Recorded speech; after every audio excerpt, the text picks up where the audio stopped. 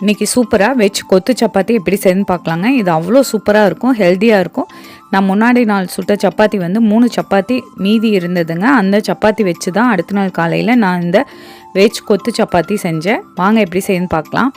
நான் சப்பாத்தியை இந்த மாதிரி சின்ன சின்ன பீசஸாக கட் பண்ணி எடுத்துட்டேங்க. சப்பாத்தி ஃபஸ்ட்டு ரோல் பண்ணிவிட்டு இந்த மாதிரி கட் பண்ணிக்கலாம்.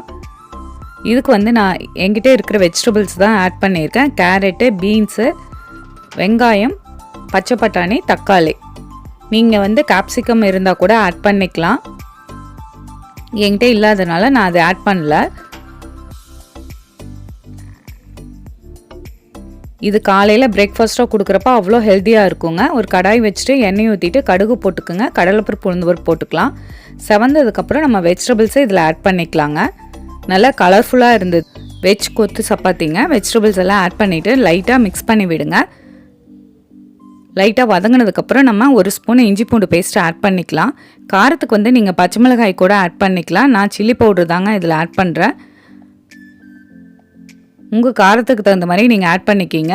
இந்த வெஜிடபிளுக்கு தகுந்த மாதிரி சால்ட் ஆட் பண்ணிவிட்டு கொஞ்சம் தண்ணி ஆட் பண்ணிக்கலாங்க. வெஜிடபிள்ஸ் நல்லா வெந்ததுக்கப்புறம் தண்ணி ட்ரை ஆனதுக்கப்புறம் நம்ம இதில் சப்பாத்தி ஆட் பண்ணிக்கலாங்க. ஆட் பண்ணிவிட்டு நல்லா மிக்ஸ் பண்ணி விடுங்க.